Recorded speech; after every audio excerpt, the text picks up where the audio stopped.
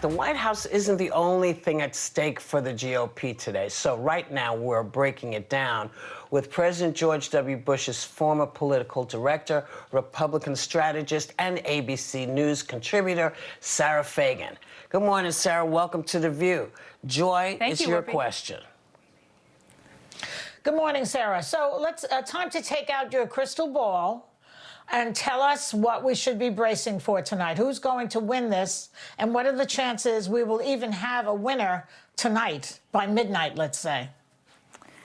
Well, I think we're going to either know early that it goes for Biden, or it will for sure go days. And I think that will happen in part because if you look at some of those Sunbelt states, they pre-process their absentees. They have a high percentage of people who've turned out already, and they'll make those announcements. So you'll get a sense of how the night is going to flow from that. Now, I expect Biden to be up in those, so the question is how much.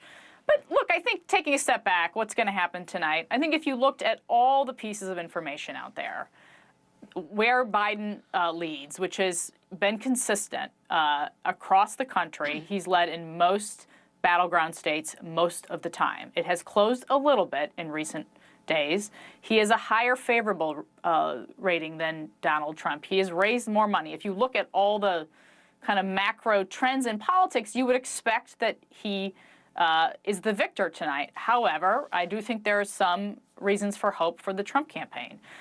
They have registered more voters. Keep in mind, when this pandemic hit in March, they didn't shut down their campaign operation in the same way that the Biden campaign did. They kept organizing. What does that mean for turnout? We don't know the composition of this electorate. So he has that going for him, and people who are economic voters are voting for him. They feel better off than they did 4 years ago. And I think that's, the degree that he makes some gains in the Hispanic community or even the African American community, that will be an element of it. Sara, people are saying that this all comes down to Pennsylvania or Florida, even Michigan. You say North Carolina is the state to watch, the epicenter of this election. Tell us why North Carolina? Well, when I look at modeled data from the parties in terms of who's turned out and who's yet to be turned out, I see that as an incredibly close race. And it's important for two reasons. Obviously, Donald Trump, I don't think, can be elected president without carrying North Carolina. And I don't think Republicans can hold the Senate if they don't carry the incumbent Senator Thom Tillis.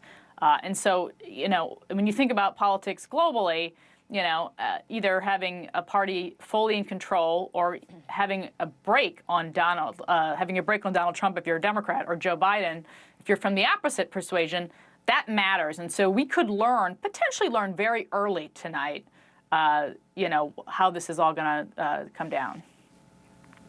Now, President Trump has been drawing huge rallies of thousands as the pandemic rages on. People are putting their lives at risk to show up for him. Is this just a reflection of how deep his support is? And what do you take away from what you are seeing? Yeah, I do. Look, his base loves him. They forgive every grievance, every dumb statement. They love him. They will show up for him. And it is an incredibly loyal fan base. And I think you also see those people working on his behalf. As I mentioned earlier, his apparatus, I think, is stronger than the Bidens because it's been building and, fostering throughout the summer, where I think the Biden team has kind of just started in recent weeks putting people on the ground in a lot of these places. So I do think that it's a positive sign for the president, and I do think energy matters. I think the picture matters. But, at the same time, we're in a global pandemic, and, are people going to vote based on what's happening with COVID rates, or are they going to vote based on what's happening in the economy or what they want the economy to be? And if it's the pandemic, they're voting for Joe Biden, and if it's the economy, I think they're voting for Donald Trump. You assume in a scary time like we all live in, that probably breaks to the Democrat. Sara, over the weekend, President Trump defended Texas drivers who surrounded a Biden campaign bus. And he said, in my opinion, these patriots did nothing wrong. He called them patriots. We also saw his supporters block traffic in New York and New Jersey. What was your take when you saw that? And do you think this is what voters want 4 more years of? Well, look, I think that that was an irresponsible statement. I mean, there's only one answer to that situation, which is that's dangerous. Stop doing it, you know. And that's what he should have said. But of course, it's not what he said. And he tends to sort of repeat things on Twitter that he doesn't sort of go get the full picture on. And, you know, this is perhaps another example of that. You know, I do think, though, that these are isolated incidents. You know, these aren't widespread problems. There aren't Trump supporters, you know, going out and threatening people. Both sides have these isolated incidents where, you know, they've acted inappropriately and in some cases dangerous. We saw Rand Paul get attacked very aggressively leaving the White House after the president's acceptance speech at the Republican National Convention. So it happens on both sides. Yeah, but not as often on one side, and you know it. There are other high-profile Republicans who are also in tight races. Do you think that Mitch McConnell and Lindsey Graham should be worried about their results? Well, I don't think Mitch McConnell, for his own personal election, I do think, obviously, as majority leader, I think that is very much in play tonight. I think Lindsey Graham seems to have pulled ahead in recent days, and I expect him to be reelected. But, you know, what we do see oftentimes in a presidential race is that, you know, the close races all break one way. It's unusual, you know, particularly if there's not a close race tonight. It would be unusual for any of the close races between, you know, sort of the Iowas, the North Carolinas, the Georgia. They tend to go in one direction.